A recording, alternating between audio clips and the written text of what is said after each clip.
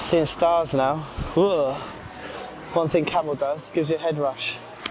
Hi, in this video I'm going to show you the basics, the first steps and improvements, plus common errors for your camel spin. So let's get into it.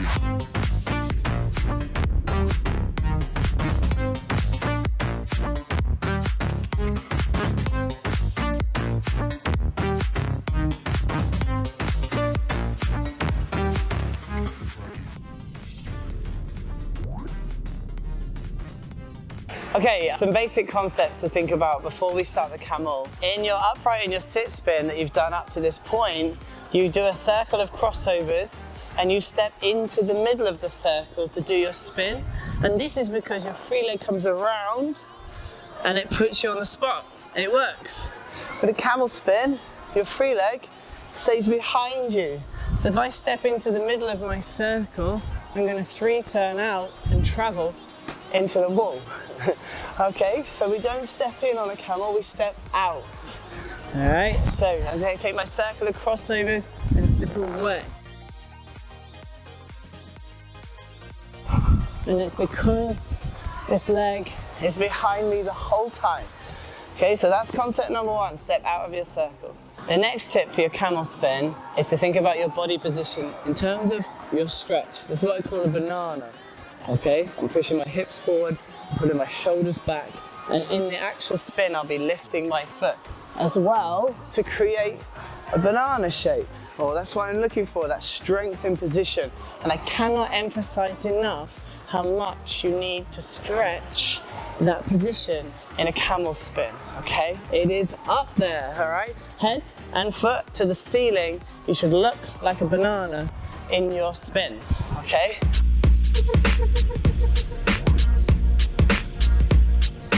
Okay, so day one of camel spin, this is what I would do, okay? We're gonna do this half star position, down on one knee, and from here I'm gonna attempt to do a 3-turn, and I'll let this free leg just turn behind me like this.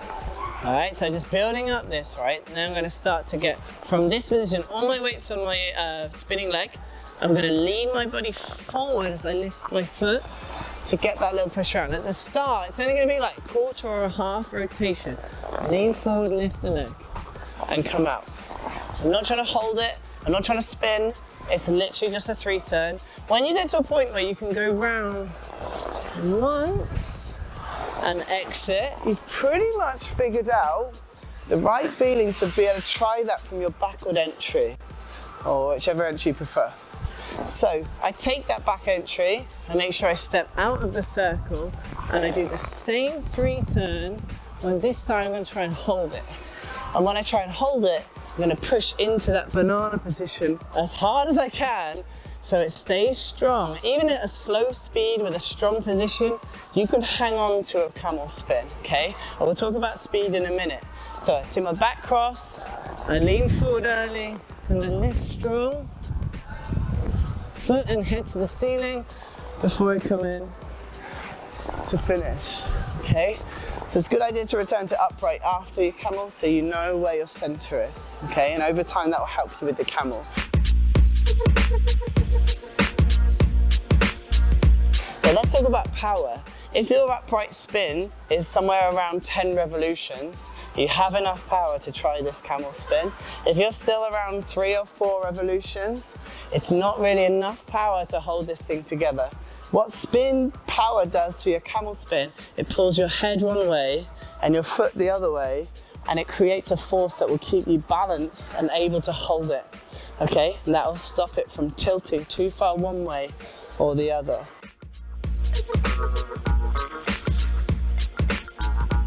Your body position, in the final cross before you step forward, I'm upright. When I take that first step, I lean forward early. So I'm going to try and get my shoulders the same height as my hips as I step in. And from there, I just lift my leg to meet my body. Okay, so it's this idea that my body weight's forward, and from there I lift my leg to meet it. If that's not fully forward, it has to move there while I'm trying to enter the spin and do that 3-turn. You'll get this action, which is a lot of movement. It's a lot of things to go wrong. If I step in and have to lean forward and lift my leg, it's a lot of movement and it's very hard to balance. So I find, in my opinion, it's easier to have your body weight kind of where you want it and then just lift the leg to meet you there.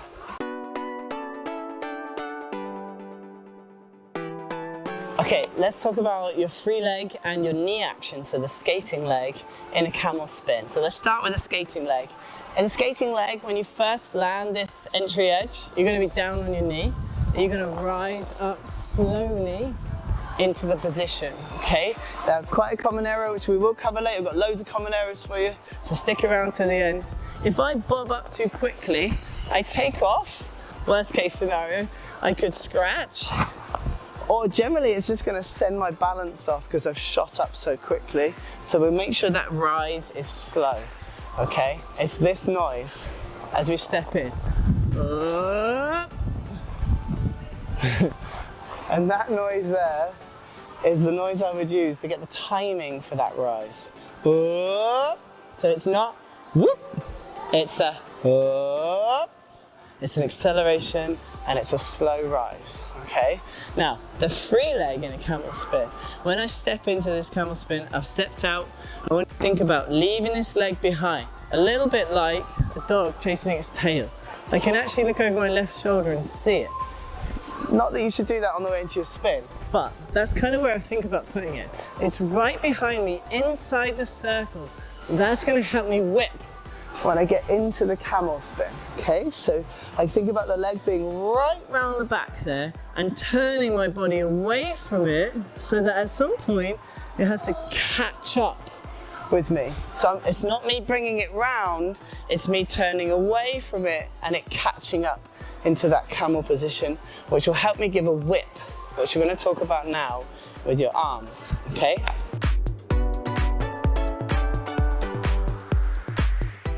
So here's what your arms do in a camel spin to help you, all right?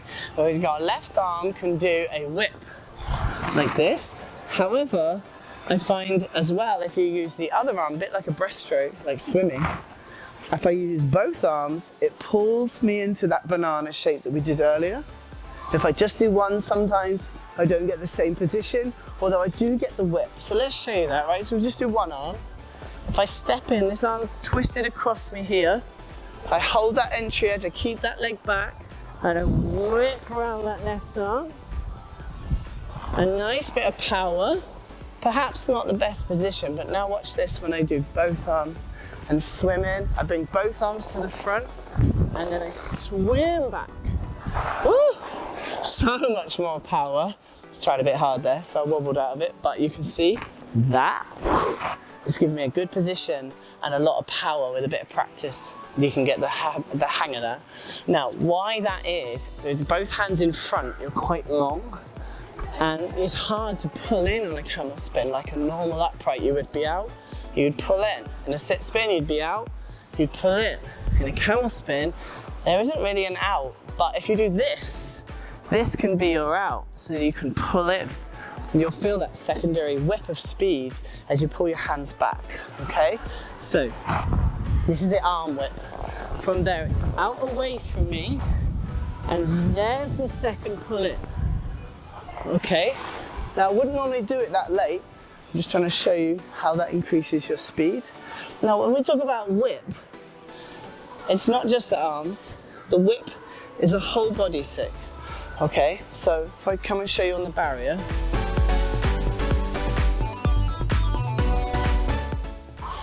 So if I hold the wall, I'm going to turn my whole body to the wall, shoulders, and then it's going to feel like a ripple down my body. It whips me around into that camel position. Okay, so you'll feel like when you step into your camel, your body turns, the leg gets left behind, and then it catches up, and it gives that whip that I'm after in my leg. Okay, and this is something that comes with speed. So again, if your upright's nice and strong and it's about 10 revolutions and you start to add speed to this camel spin, you should definitely start to feel that back leg getting that whip round into the spin. That will help you.